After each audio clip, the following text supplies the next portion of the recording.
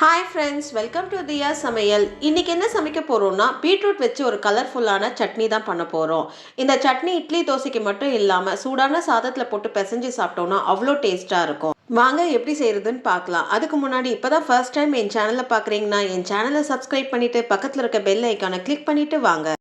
சட்னிக்கு முதல்ல எல்லாத்தையும் வதக்கி எடுத்துக்கலாம். ஒரு பேன் எடுத்துக்கோங்க. பேன் நல்லா சூடான பிறகு 1 டேபிள் ஸ்பூன் எண்ணெய் சேர்த்துக்கோங்க. எண்ணெய் சேர்த்து நல்லா சூடான பிறகு 1/2 ஸ்பூன் சீரகம் சேர்த்துக்கோங்க.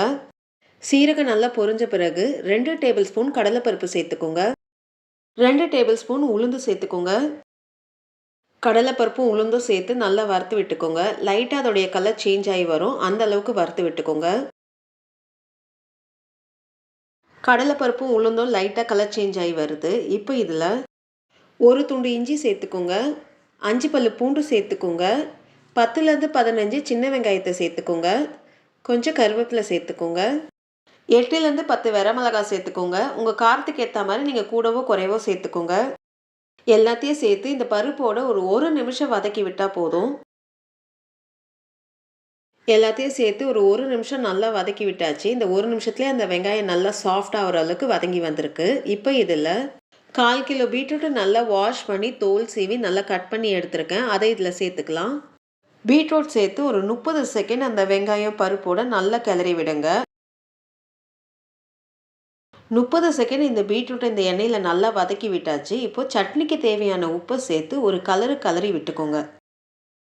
உப்பு சேர்த்து நல்லா கிளறி விட்டாச்சு. இப்போது தண்ணி எதுவும் சேர்க்காம மூடி போட்டு ஒரு 5 நிமிஷம் லோ ஃப்ளேமில் காயை நல்லா வேக விடலாம். காயிலே நல்லா தண்ணி விடும், அதிலே காய் நல்லா வெந்து வந்துடும். அப்பப்போ மூடியை ஓப்பன் பண்ணி காயை மட்டும் நல்லா கிளறி விட்டுக்கோங்க. 2 நிமிஷம் கழித்து மூடியை திறந்து பார்ப்போம். காயில் நல்லா தண்ணி விட்டுருக்கு. நல்லா கிளறி விட்டு மூடி போட்டு இன்னும் ஒரு 3 நிமிஷம் நல்லா வேக விடலாம். 5 நிமிஷம் மூடி போட்டு காயை நல்லா வேக விட்டாச்சு. ஒரு கலரி விடுங்க. பீட்ரூட் வெந்திருக்கான்னு பார்க்கலாம். பீட்ரூட் நல்லா வெந்து வந்திருக்கு. கடைசியாக அரை நெல்லிக்காய் சைஸ்க்கு புளியை சேர்த்துக்கோங்க. புளியை சேர்த்து ஒரு நிமிஷம் எல்லாம் ஒன்று சேர வதக்கி விட்டுக்கோங்க. எல்லாம் ஒன்று சேர ஒரு நிமிஷம் நல்லா வதக்கி விட்டாச்சு. இப்போ அடுப்பை ஆஃப் பண்ணிவிட்டு இதை நல்லா ஆற விட்டுக்கோங்க. நல்லா ஆற வச்சாச்சு. இப்போ இது ஒரு மிக்ஸி ஜாருக்கு மாற்றிக்கோங்க. தண்ணி எதுவும் ஊற்றாமல் 2 ஓட்டு ஓட்டி எடுத்துக்கோங்க. ஏன்னா எடுத்தோடனே தண்ணி ஊற்றி அரைச்சோன்னா சட்னி சரியாக அரைப்பட்டு வராது. அதனால் 2 ஓட்டு ஓட்டிட்டு அதுக்கப்புறம் தேவையான அளவு தண்ணி சேர்த்து நீங்கள் அரைச்சிக்கோங்க. தேவையான அளவு தண்ணி சேர்த்து நல்லா கொரன்னு அரைச்சி எடுத்தாச்சு. இப்போ இது ஒரு பவுலுக்கு மாற்றி வச்சுக்கோங்க. எண்ணெய் நல்லா சூடான பிறகு கடுகு, சீரகம், உளுந்து, கருவேப்பிலை போட்டு தாளித்து சட்னியில் சேர்த்துக்கோங்க. ரொம்ப டேஸ்டான பீட்ரூட் சட்னி ரெடி ஆகிடுச்சு. இந்த வீடியோ உங்களுக்கு பிடிச்சிருந்தா லைக் பண்ணுங்கள், ஷேர் பண்ணுங்கள். அப்படியே உங்களுடைய கருத்துக்களை எனக்கு கமெண்ட் பண்ணுங்கள். மறக்காமல் என் சேனலை சப்ஸ்கிரைப் பண்ணிவிட்டு பக்கத்தில் இருக்க பெல் ஐக்கானை கிளிக் பண்ணுங்கள்.